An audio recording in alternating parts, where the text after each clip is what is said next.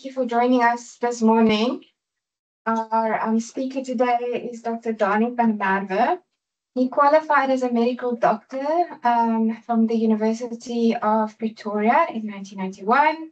He proceeded to work in the Department of Family and Emergency Medicine Unit at Kalafong and Pretoria Academic Hospital, obtaining an M.Med in Family Medicine in the year 2000.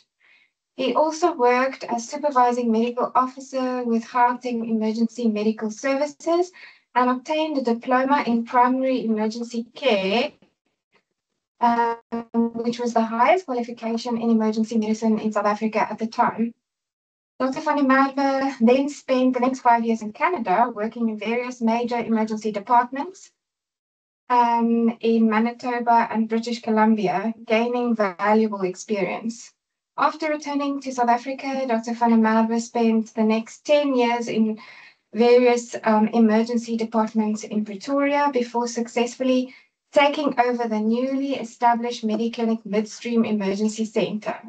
After 5 years at Midstream, he teamed up with colleagues, Dr. Bianca van Meulen and Dr. Skalk Augustine, managing the emergency centre at Mediclinic Brits, as well as the accident emergency unit at Raslouw Private Hospital. And then along with this, Dr. van der Merwe is also a qualified airline transport pilot, flying for an air ambulance service in his spare time. So I think looking at your bio, there are a few other doctors that have as much experience in emergency medicine. Happy to have you presenting to us. Thank you very much, Leanne. It's always a privilege to present on this forum. The bar has been set quite high by the presentations done by the various specialists. So the reason I decided on this topic, coma and confusion, it's quite a wide topic, and but also it can cause by itself confusion amongst the emergency physicians as to how to appropriately manage it. And there are many pitfalls. This lecture is definitely not going to be aimed at giving a comprehensive, detailed discussion of every topic because it's so wide, but rather an overview of everything, just to put it in perspective.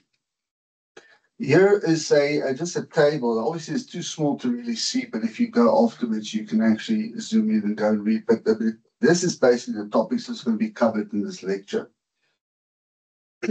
So let's start off with the patient with the head injury.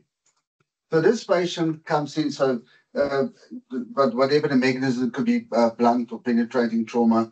So the first one inside the brain itself is the axonal shearing. In a severe case, we call it diffuse axonal injury. This is where, on the microscopic levels, the axons of the neurons have been sheared. Almost like you take a small pudding and you shake it and it shears in half. The problem with this is it's not obviously visible on a plain CT scan. With that, you shear the blood vessels. You can see some cerebral edema. You can see some punctate bleeding. Diffuse axonal injury can either cause a deep coma, but there's also a subcategory of patients where that's been diagnosed with concussion. They might come in with a GCS of 14 out of 15, get sent home. And these are the persons that have a concussion syndrome that lasts longer than about 2 weeks. So typically, neurosurgeons approaches that when these patients still have symptoms of concussion after a month, they can get an MRI, and then sometimes they find some of these signs of minor axonal shearing. The big problem with brain injury is the secondary brain injury, and we're going to refer back to this on a few occasions.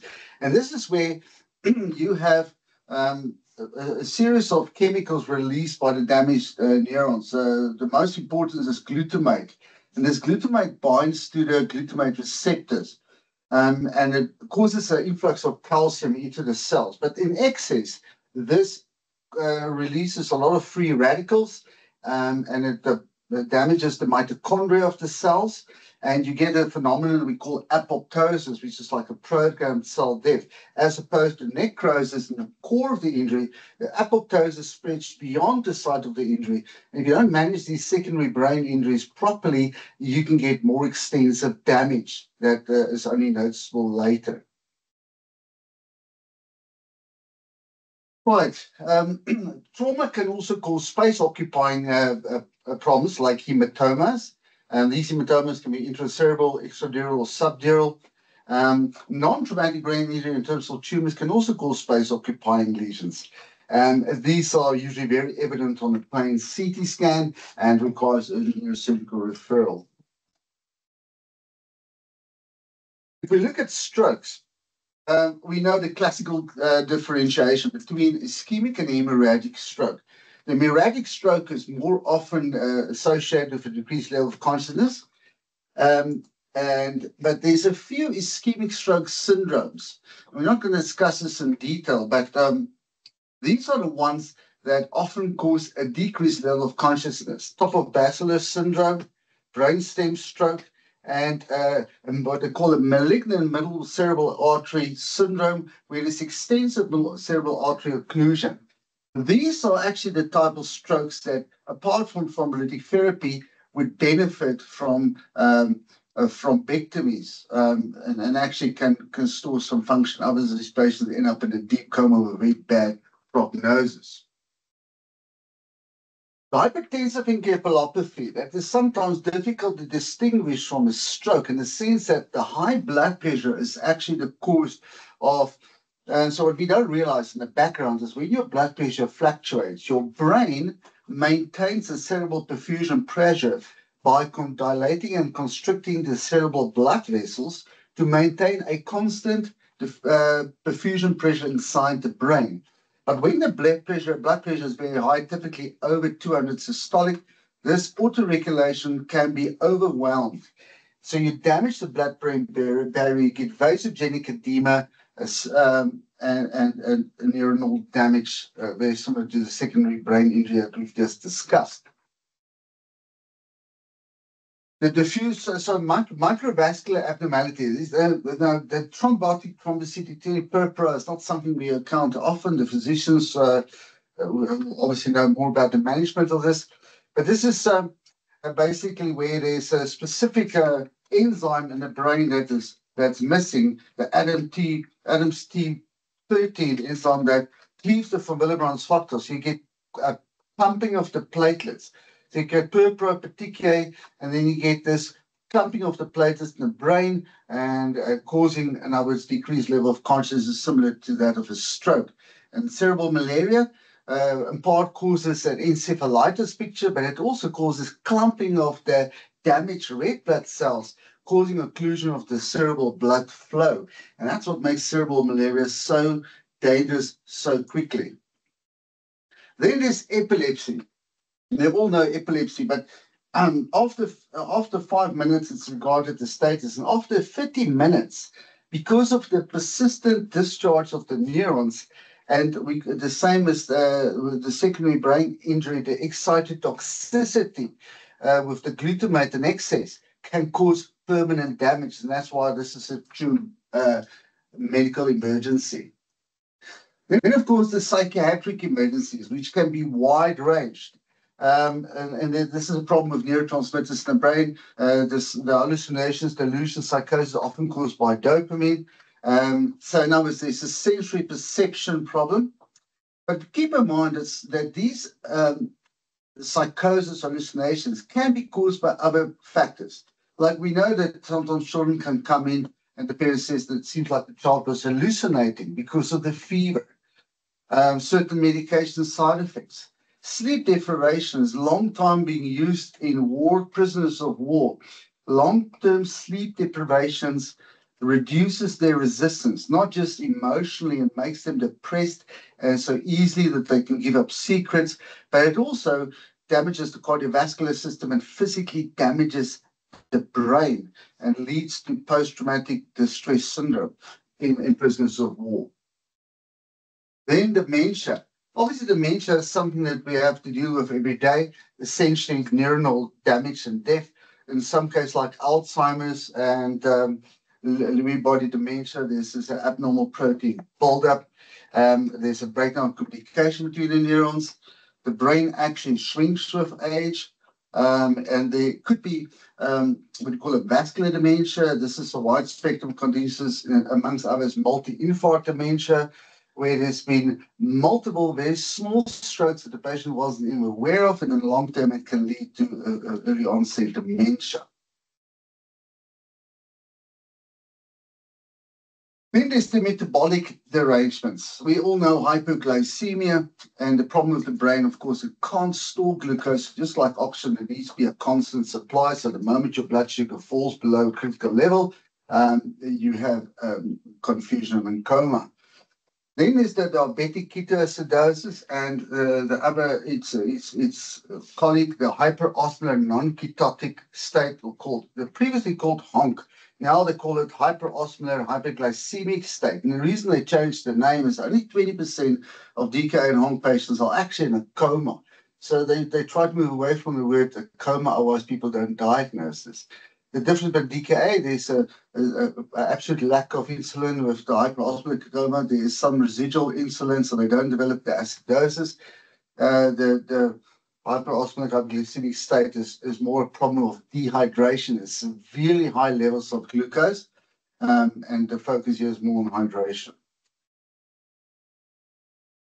Then there's the hepatic encephalopathy. This is where you've got liver failure. You can't eliminate your toxins. And one of the toxins that accumulates is ammonia. It crosses the blood-brain barrier. And similar like the hyperexcited toxicity, releases high amounts of glutamine,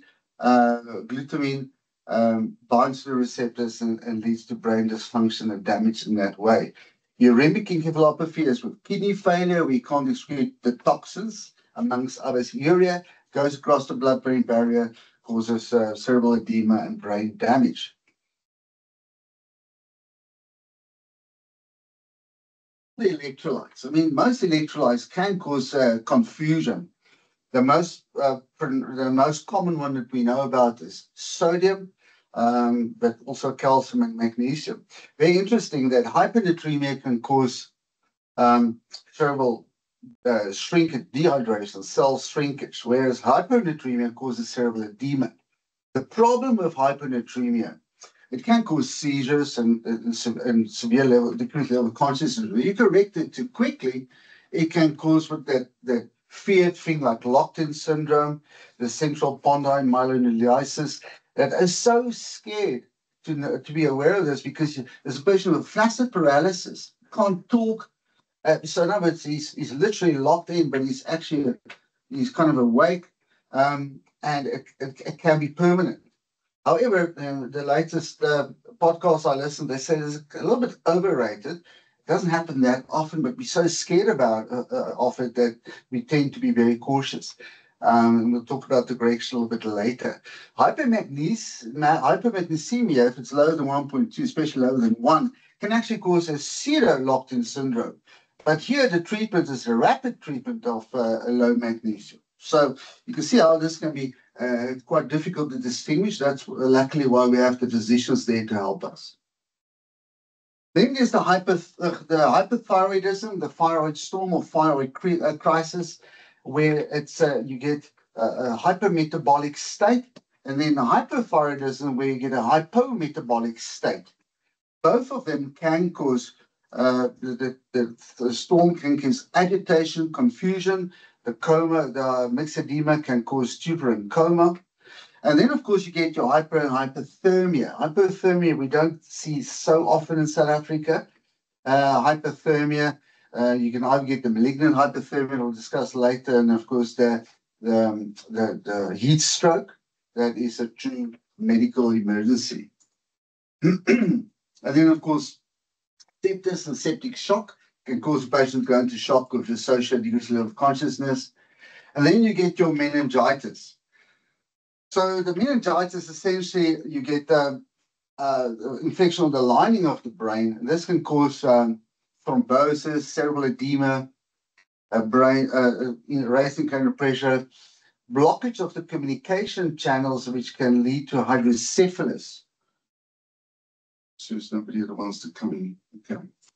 And because the cranial nerves also pass through the meninges, you get the paralysis of some of the cranial nerves, especially associated with vision. There's 2, 3, 4, and 6. So you get either a blindness or eye motor paralysis, facial paralysis, and hearing loss or vestibular problems. And then, of course, a rare complication, coincidentally, I was told that as a child, that's what I had, subdural empyema. Just imagine how smart I could have been if I didn't have subdural empyema. Okay, which is a rare complication that needs to be drained. Okay. Then there's encephalitis, which is a direct infection of the brain. And this is mostly caused by viruses, can also be immunological. Various conditions, even lupus can cause this, and causes inflammation, very much like what we talk about the secondary brain damage. And obviously, it's mostly treated supportively, preventing secondary brain damage. And of course, then you get your intoxication. The intoxication, the problem there is, and that's what makes it such a big problem, is the fact that it actually mimics the normal neurotransmitters. So it gives you a false perception of reality, almost like hallucinations and delusions. And so it tricks the brain, and that's where the emotional addictive, apart from the physical addiction, happens. The dopamine, we all know nowadays, we talk about the dopamine hit. It can be because of drugs, it can be because of any type of addiction, where you've got a surge of dopamine that becomes so addictive because of that euphoria that's much higher than you can get with any other physical activity. And then the very clever thing with something like cocaine and methamphetamine, it actually prevents the recycling of the neurotransmitters. In other words, you got a longer lasting and more intense sensation. And that's all contributes to the addiction. But unfortunately, many of these drugs, and especially the inhalants, the can inhalants, is where, or the glue inhalants, where people that actually has a direct damaging effect on the brain cells. That's where the term a pothead comes from. So we have to be very careful of that. And of course, the gases and the vapors, carbon monoxide, supercritical combustion, cyanide. We think that cyanide is quite rare, but when you have a house fire, all the synthetic products in the house, like mattresses and furniture, the covering of furniture, can release a cyanide gas, and that blocks cellular respiration. And it's difficult to test because you won't see this on a blood gas. You'll actually see a false high saturation. And then, of course, your inhalants, your glues, your paints, where some people in poorer communities can get addicted to this. But I mean, that's directly toxic to the nerves. Just one hit of that glue vapor already destroys the millions of little neurons. And then the toxic alcohols. And this has been very famous or notorious for when you want to get rid of your partner, you feed them with ethylene glycol. But it causes severe metabolic acidosis, causes multi-organ failure, and also decreased level of consciousness. And you can't detect this in a normal blood test, so it's quite dangerous. Unfortunately, also used in parasuicide and suicide attempts. Excessive alcohol likewise can cause coma. The heavy metals we're not going to discuss much because it's more a chronic heavy metal exposure. And then, of course, we get the opioids, the drugs that we use. And the opioids typically with the pinpoint pupils, decreased level of consciousness, decreased respiration, the benzos and the barbiturates. The barbiturates, fortunately, we don't see much often nowadays. But the benzodiazepines, typically when it's taken with alcohol, can be quite suppressive. The tricyclic antidepressants, thankfully not that common nowadays, certainly not in the first world environment. Apart from the neurological depression, can cause cardiotoxicity, the famous prolonged QT phenomenon. And then don't disregard over-the-counter medications. Like when I was in Canada, saw a lot of patients there with aspirin toxicity, because there they put aspirin in everything. And so people have, there's a high incidence of accidental aspirin toxicity, causing that severe metabolic acidosis and respiratory alkalosis can be quite dangerous. And paracetamol, of course, causing liver damage and hepatic encephalopathy. Then the nutritional, so here's the song, the most famous one, the Wernicke-Korsakoff encephalopathy.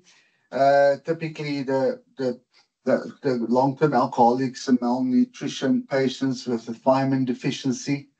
You get pellagra, you get B12 deficiency, pyridoxine, etc.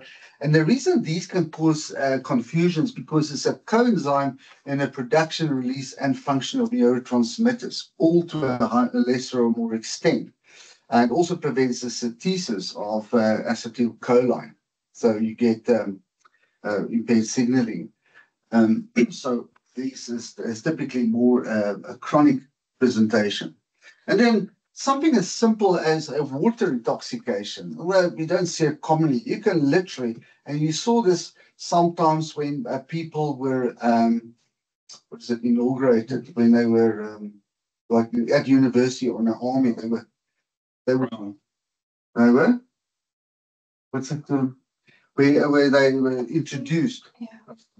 So initiation ceremonies where they were forced, and I experienced a bit of that in the army as well. Fortunately, didn't lead to forced to drink water, and they want you to get, and then they make you do PT on a full stomach, and in some cases it can lead to cerebral edema. Okay, your classical toxidromes, we've discussed your opioid with your meiosis, your sedative hypnotics. And then your anticholinergic, we're doing my lecture on toxic plants, we've touched on this. So the jimsonweed, deadly nightshade, and your colorful mushrooms. And then, of course, all the antis, the antihistamines, antidepressants, antispasmodics. And you see this especially with elderly people with polypharmacy and dehydration. And what they get, you get the mad as a hat, the hot as a hair, dry as a bone, red as a beet, and blind as a bat. So that's the one we all remember. We'll see now with the sympathomimetic is different from this in the sense that, yeah, you often have urinary retention and absent bowel sounds, and their skin is dry. The cholinergic is, let's just go to the sympathomimetic, for instance, cocaine, very similar to the anticholinergic, but here you have a hyperactive bowel sounds, you get diaphoresis, and of course delirium. And then you get your cholinergic, all your Parkinson drugs can cause this, and then of course your organophosphate and carbamide poisoning. I just had a case in Brits the other day, characterized by the dumbbells mnemonic. But we have to be careful because this describes the classical organophosphate exposure in high amounts, where the patient comes and you can smell the organophosphates on them. But if they ingest organophosphates in a smaller amount, you get a lesser degree of this that's not as pronounced.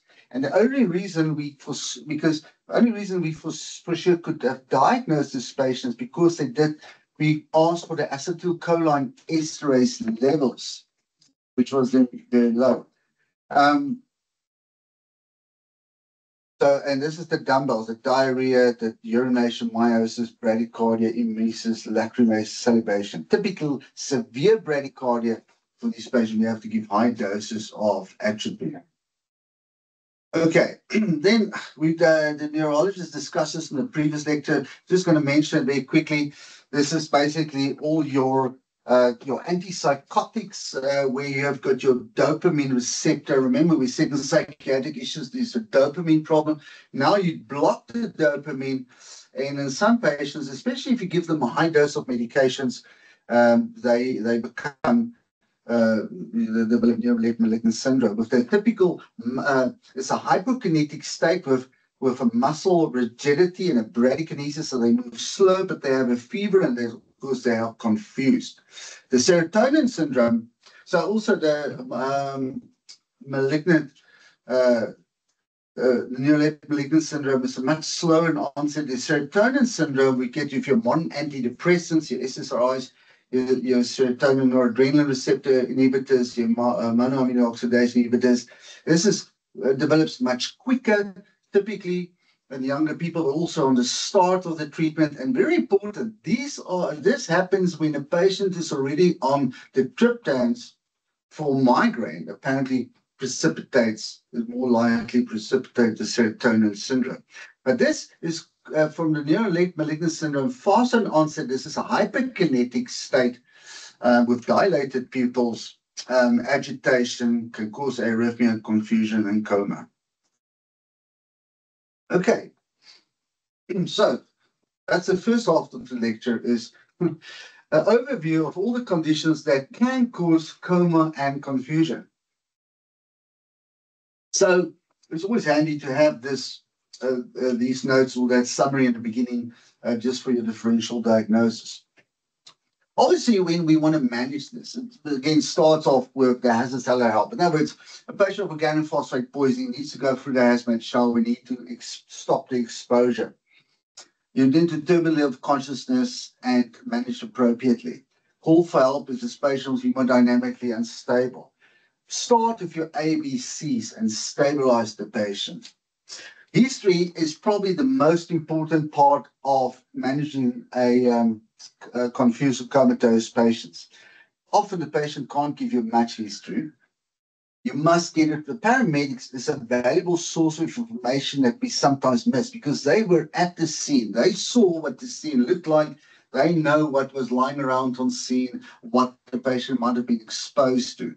And then, of course, family and friends, that somebody needs to go and talk to them. The typical sample history, signs and symptoms, any known allergies or drug interactions, any medications. This is not just medications, but any potential drugs that this patient might have used.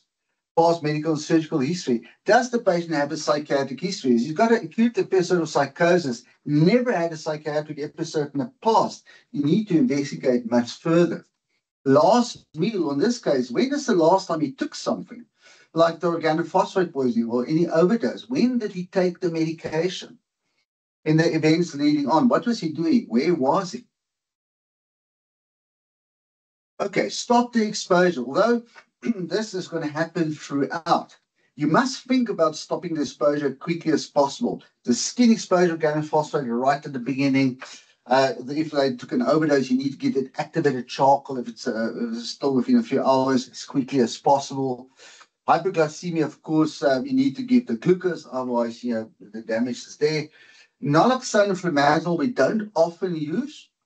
You have to be very dangerous with naloxone. Do not trigger a withdrawal syndrome in a patient with chronic abuse.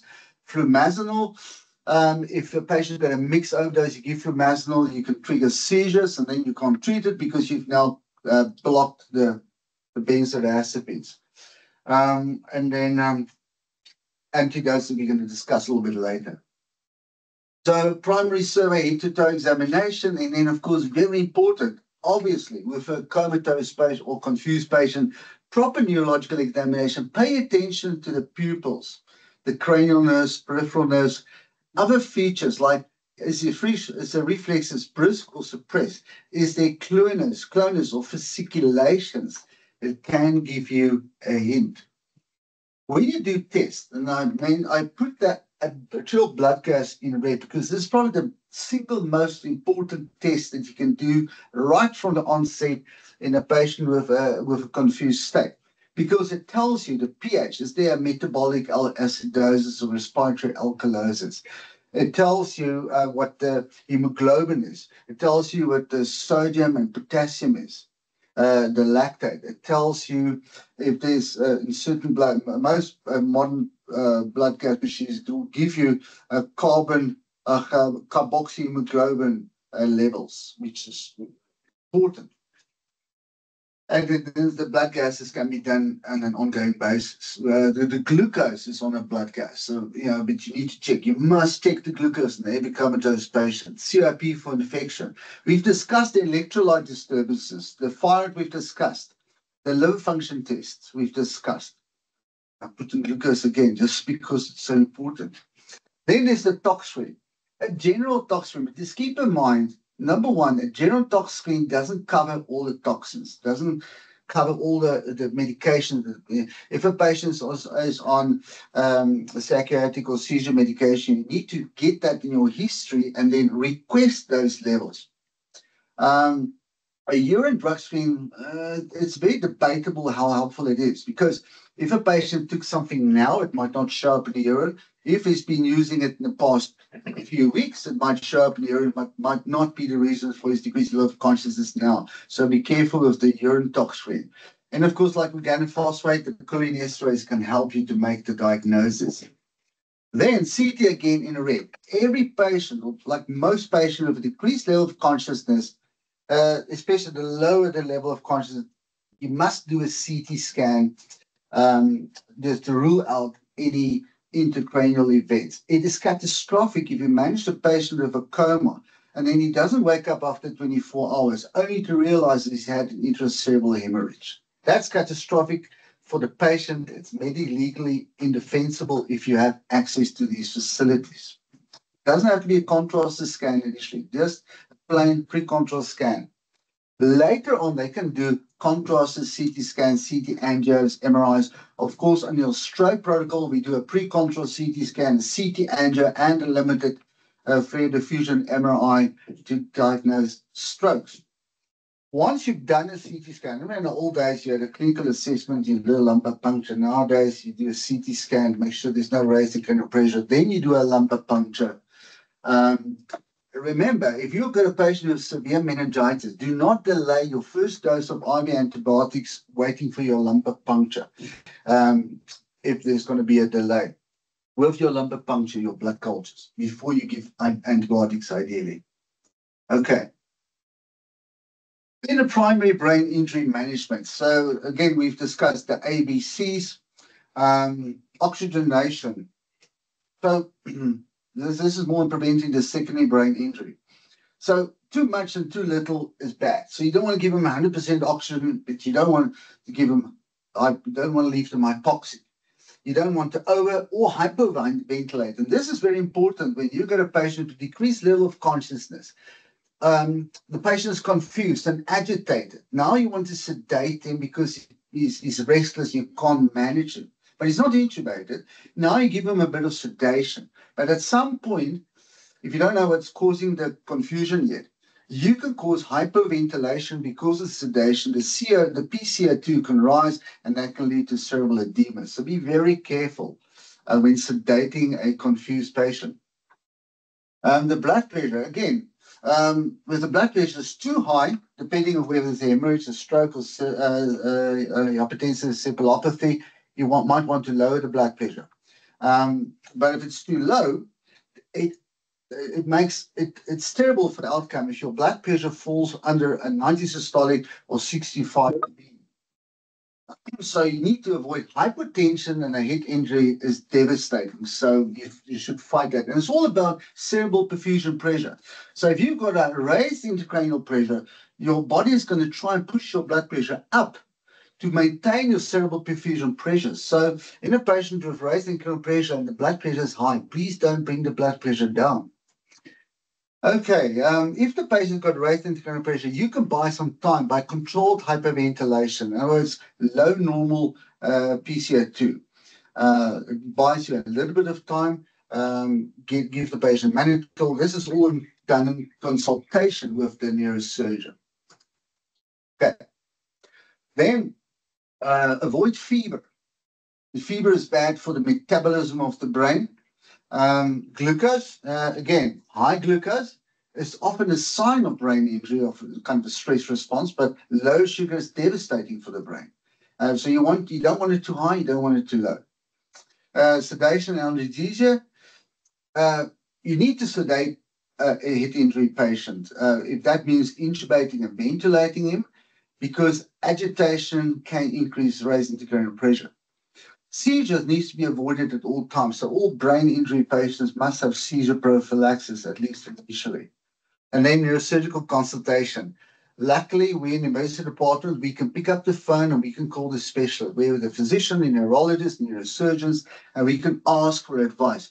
We can't be, we are emergency medicine are jacks of all trades, but we can't be a master of all. So we need to consult.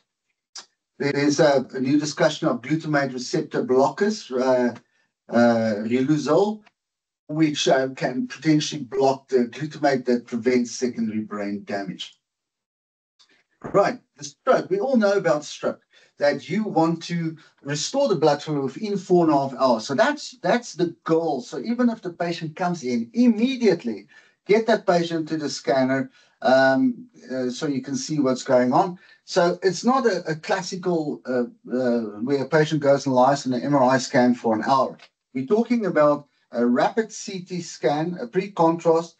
So directly after that, the CT angio. So the patient is five minutes in the CT scanner. They're moving straight over to the MRI scan for a limited diffusion flare, another 5 minutes. So 10 minutes in the radiology department, 15 minutes he's back. You speak to the radiologist and you're ready to decide if you need to give thrombolytics or not. Keep in mind, like we discussed, those severe stroke syndromes where you've got decreased level of consciousness. Quite often, when you've got a patient in a coma, it's actually a contraindication for thrombolytic therapy. You have to be very careful. You need to discuss with the neurologist. These are the patients often that needs thrombectomies. And like at Mitzvah, we're fortunate enough to have interventional radiologists. But you can do it up to 24 hours. So get the patient to a center. With a patient with a stroke of decreased level of consciousness, after consultation with radiologists, get them to a stroke center where they can do thrombectomies. And then we discussed the prevention of secondary brain injury. And then phone a friend, neurosurgical or neurology in consultation as quickly as possible. The subarachnoid hemorrhage, very difficult to manage, sometimes depending on the severity, bad prognosis because of the vasospasm. They give them the calcium antagonist. Here you want to increase the blood pressure, increase the flow to overcome that spasm, of course, after surgical clipping and coiling of typically an aneurysm at the circle of Willis, that rupture causing bleeding at the base of the brain. And again, preventing secondary brain injury. The hypertensive encephalopathy. These patients obviously needs a scan to distinguish between a stroke. Once you ruled out the stroke, you need to get the blood pressure down. And we use typically labetalol. And you want to get it down with about 25% in the first hour. Do not use oral medication if the patient got a hypertension, decreased level of consciousness. It's too slow.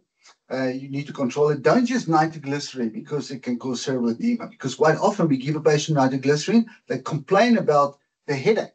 It's because of cerebral vasodilation. This is not what we want with nitroglycerin. With nitroglycerin, it's excessive. Okay, the thrombotic, microembolic or microthrombotic events, the TTPs, plasma exchange, corticosteroids, and there's, I'm not sure if you guys use this, but they describe it as that monoclonal antibody that binds to the von Willebrand's factor. Luckily, we don't see this often. Then there's malaria. The trick with malaria is to identify it as quickly as possible, because some people tell you, when you hear the history of patients being in the malaria region in the past 3 months, you must check for malaria so you can treat it. And that's the key. And then supportive therapy. Epilepsy, like we said, in 30 minutes, you've got cerebral brain damage, so you need to treat it. First line, depending on where you are, whatever benzodiazepine you have, give it. Sometimes, we don't have Valium, we don't have Ativan, so you need to give whatever you have. Typically, we use lorazepam to stop the seizures, 4 milligrams in an adult, and then load the patient with Dilantin or phenytoin, or nowadays more popular, valproic acid, with less side effects. And then third line is if your patient does not respond to this, you need to consider other measures like a propofol or a ketamine infusion. And then last resort, inhaled anesthetic. So get the anesthetist out to assist you. Okay, psychiatric. Of course, with any psychiatric patient, especially new and onset, you need to make sure that there are not other potential devastating causes for the psychosis. If it's a known psychiatric patient, traditionally we use haloperidol, Haldol, and Valium. Haloperidol could drop the blood pressure. Nowadays we do Judon and Ativan, 20 milligrams Judon IMI. Unfortunately, we can only use it IMI. And then 4 milligrams Ativan IMI. You struggle to retain this patient. The principal management, one person for each extremity, one person for the head. You only get bitten once by a psychotic patient. You'll remember to get one person holding the head, right? Give him an injection, and quite often, if you just get off him, he quite often settles down a bit, and eventually the medication kicks in. If your patient is slightly cooperative, you can give him olanzapine under the tongue. Right. If this is the first episode, and especially in an older patient, you need to go and look for other causes. But you still need to control this patient. And there's a whole bunch of other rules, like don't let him trap you into a small room. Always go into the room with other people. De-escalate the situation. I mean, I've suffered a broken rib, a cut lip, and a bite wound on my hand over the years from psychiatric patients. So yeah, I never go without some help. Unfortunately, quite often when it gets crazy, the security people sometimes run away. Okay, dementia. Again, the big challenge here is you get a dementia patient and he gets brought in because he fell, the elderly person fell and bumped his head. So now the patient is confused, but you don't know if this is preceding. Quite often they bring him back and they say, well, he's not improving. And you do a scan, and then you need to make sure maybe this patient has got dementia. This is very important in terms of the history. And might have to do MRI for the first presentation. Hepatic encephalopathy. The treatment here mostly is lactulose. 30 mils 4 times per day until you got loose bowel movements. Uremic encephalopathy, they need dialysis. Hyperglycemia, they need dextrose. Be careful if you give dextrose, especially if they use a long-acting anti-diabetic medication, that they don't have a secondary hyperglycemia. DKA, fluids, and IV insulin. Usually there's a protocol. You keep them on infusion therapy until they've gotten rid of the ketones. The hyperosmolar hyperglycemic state, IV hydration, very important in these patients. Hyponatremia, you give half saline or 5% dextrose. Hyponatremia, here is very important. You want to hydrate them, but not more than 8 millimoles correction of sodium per day. This typically in an average patient is about 100 mils an hour. Just again, and then online get these calculators, but be very careful with those calculators because they can give you infusion rates of 500 mils an hour, and then you're going to end up in big problems if you do that. The 3% saline only used if a patient with hyponatremia presents with seizures. You give like 150 mils over 15 minutes, you can repeat it if necessary, just until the seizures stop. Hypercalcemia, loop diuretics, hypercalcemia, calcium gluconate, hypomagnesia. This can cause a pseudo-locked-in syndrome, but here you must correct the magnesium quickly. So the one you don't correct quickly, the one you correct quickly. Consult internal medicine for advice. Hypothyroidism, this is the coma. The thyroid coma, you give them levothyroxine IVI with fluids for dehydration. Hypothyroidism, benzodiazepines and beta blockers, very important just to get that agitated state down. And then you get thyroid hormone level blockers. Again, this is highly specialized and you need to consult. Hypothermia, we don't see it that often in South Africa, but you need to, depending on the degree, external warming or active internal warming with warm fluids. We see more often hypothermia. We spoke about neurolate malignant syndrome. But here the heat stroke we sometimes see on days when there's marathons in the summer. More than 40 degrees, they lose their autoregulatory mechanism. So we need to bring their temperature down. I always tell parents, when a child has fever, we only tepid water sponge them to make them feel better. It doesn't bring the temperature down because your brain controls the temperature itself. But hypothermia, like a heat stroke, that autoregulatory mechanism has been overridden. So you need to bring the temperature down from above 40 to below 40, 39 to 38. Just be careful you don't make them hypothermic now, right? And of course, they need to be admitted to ICU. Watch out for rhabdomyolysis, monitor the urinary output. Sepsis, we treat this in collaboration with the specialist. Sometimes we give a adrenal dose of cortisone, we give fluids, vasopressors, and appropriate antibiotics. The meningitis, of course, we do a CT scan, we do a lumbar puncture, we give them high dose of IV antibiotics, we might introduce some corticosteroids to reduce the inflammation. Very important meningitis. If it's meningococcus, you need to treat everybody in the emergency department with the ciprofloxacin as well. Now, here's some example of the antidotes. The N-acetylcysteine for paracetamol, the Mecpixel for the ethylene glycol, sodium bicarbonate for aspirin and TCAs, physiostatin for the anticholinergic, your atropine for cholinergic, bromocriptine for neurolate malignant syndrome, and your cyproheptadine for your serotonin syndrome. These are available, and we can use them in consultation with the specialist. Just one word on N-acetylcysteine. Don't wait for your 4-hour paracetamol levels to draw the bloods and start giving your Parvalex. Okay, just to prevent hepatic damage.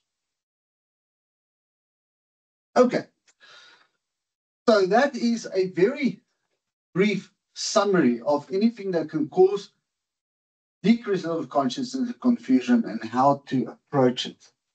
And so keep a copy of the slideshow with you, that summary in the beginning, and just have a system. And remember, your critical things like doing a blood gas, doing a CT scan, doing a tox screen on these patients when appropriate. Thank you so much, Danny. I must just say one thing that I think, listen to your presentation, obviously say quite a lot about your experience as emergency physician. And as we always say, if you find a carpenter with all his hands on, then you know he's not a good carpenter. So broken rib in ECs is a necessary step to show that you're actually passionate about what you're doing. So we're quite honored to have you. And I think for the young people out there who are listening, I think when you listen to the presentation, it's really quite more details and really kind of good summary for you to kickstart your career. And you know, emergency medicine is a passion that you really have to embrace it. You don't do it for work or to get extra pay. You do it because you loved it. And you're going to get encountering all these problems throughout your career.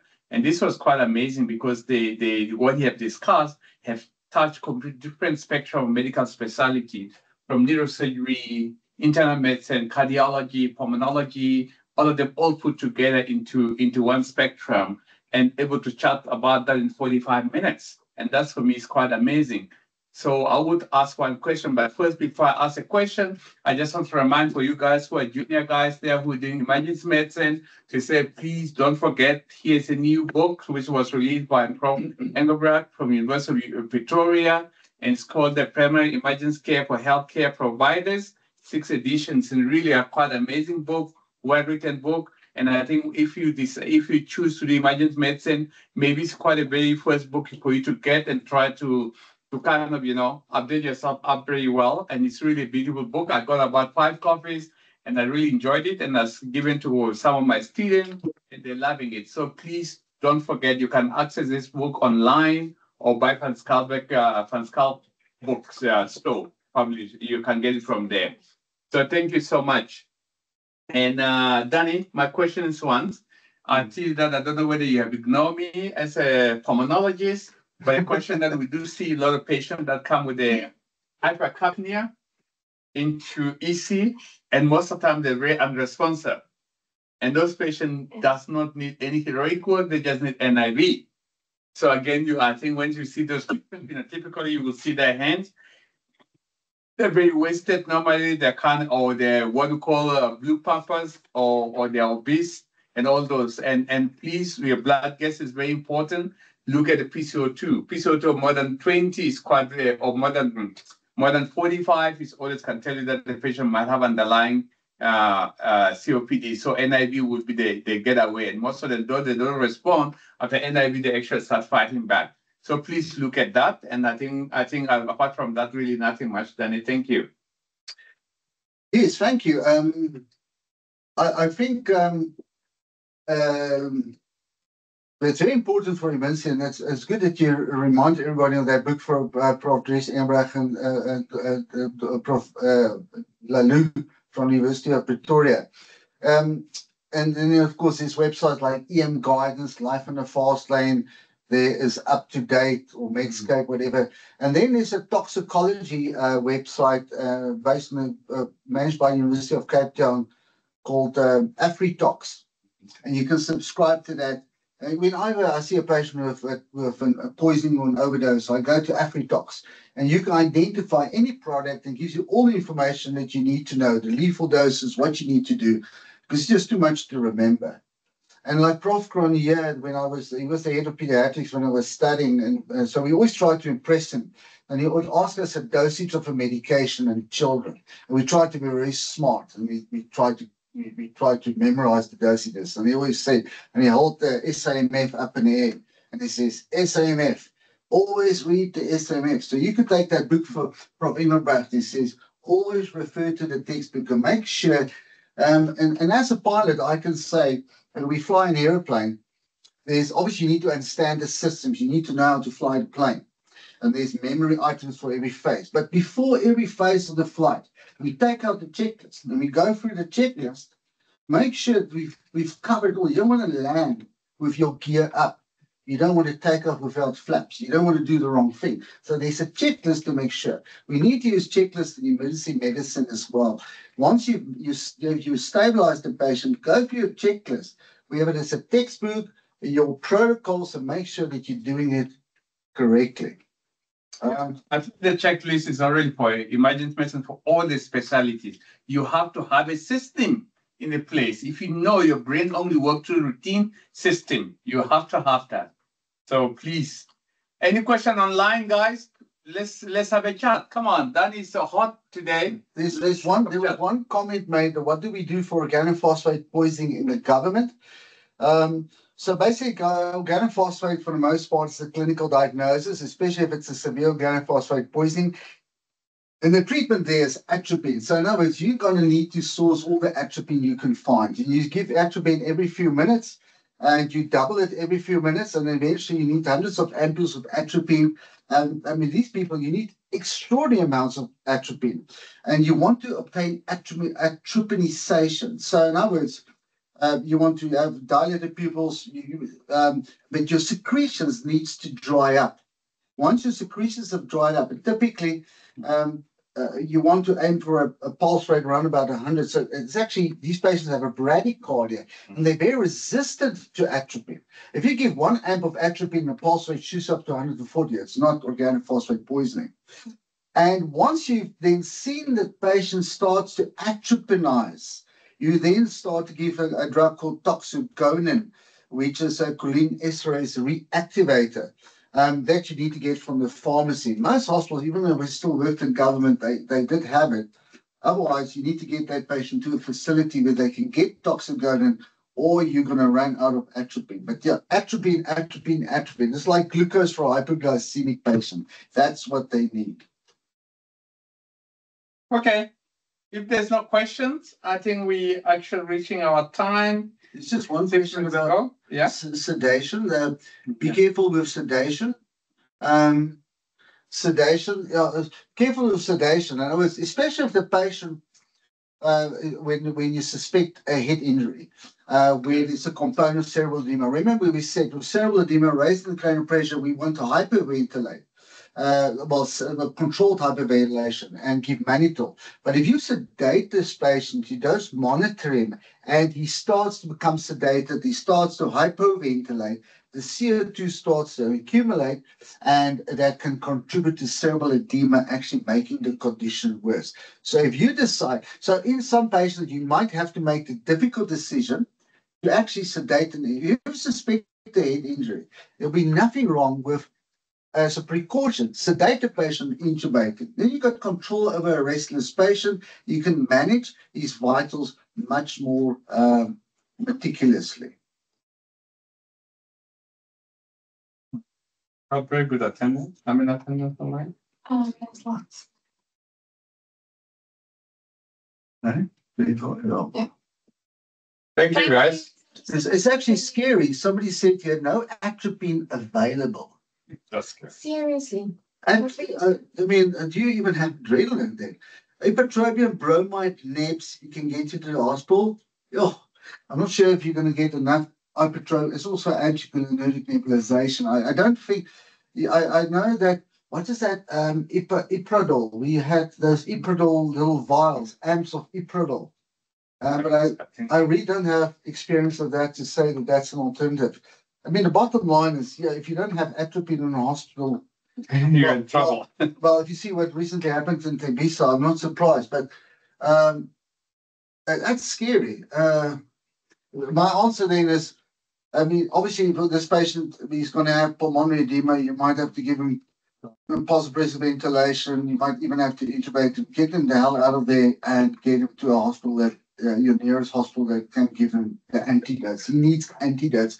Be careful with organic phosphate poisoning, because if it was an exposure to pesticides, he needs to go for the hazmat shower. He needs to be hosed down. Otherwise, everybody working with me is going to need some atropine as well. But I think on the flip of the coin, of course, if you're going to work in an ED center, the first thing, I think, before you accept to do a call, make sure you got the checklist of your medication that you have available. Because most of these medications, I think we still have them in the country. Make sure that the hospital order it on time. Because I think it's just the whole system that's collapsing. Yeah, that's what I'm saying. But somewhere, remember, system is just it's like a vehicle. We have to be the drivers of the system. And to be a driver of the system means somehow we need to know where we're going, what we want, you know. So make sure that don't just work. Make sure that you also help uplift the system, manage it better, make sure your medication all the time, check your trolley list and everything, all the emergency tools that you need. Otherwise, become a very frustrating task, you know, because now you don't have 1, 2, 3, 4, 5. Then out of blue, you're middle of emergency. Like I always go when you want to intubate patients, then no, the mask isn't there. The laryngoscopy, you know, you don't want that because it's frustrating. So you need to make sure that before you start your day, you have a checklist. That I have said that checklist of everything, ABCD. All these things, you can't prevent those catastrophic kind of events by planning things properly and make sure that you're part of that decision making. So it's not about really saving patient life, but it's more about looking holistic aspect of being a doctor. I think that one question about atropine was, they said, was more for pre-hospital. Pre-hospital, you might have, I remember in the old days, pre-hospital, you have 10 amps of atropine. Yeah, you should have something. But if you don't, then the bottom line, you still fall back on supportive therapy. You need to give the patient oxygenation. If you need to intubate the patient, this is basic ABCs, get them to hospital as quickly as possible where you can give the antidotes. Yeah, so I think, whenever you run out of something, you don't have something, you just go back to basics and just manage the patient as much as you can with basics. Yeah. Protecting him and all of that. Yep. Thank you. Thank you. Thank you. See you guys next week. We are available again on Wednesday and Thursday. We have a very hot topics. Next week, I think we have Prof. Panike from University of Pretoria discussing immunology. On Wednesday, we'll share the link. And Thursday, I'm not so sure who was on. But I think that we also have a food program next week on Wednesday and Thursday. Join us tomorrow, next week at 7 a.m. every Wednesday and Thursday. Thank you, guys, and we appreciate your time that you took out from your busy schedule to join us on this podcast. And it's recorded. And please do go to our YouTube channel And we have about 75 videos available around there. They're in like tubes for different kind of topics. So you'll find something that will interest you and you can be able to learn. And please, thank you so much. And thanks for joining us. Have a lovely weekend ahead. Bye-bye. Bye-bye.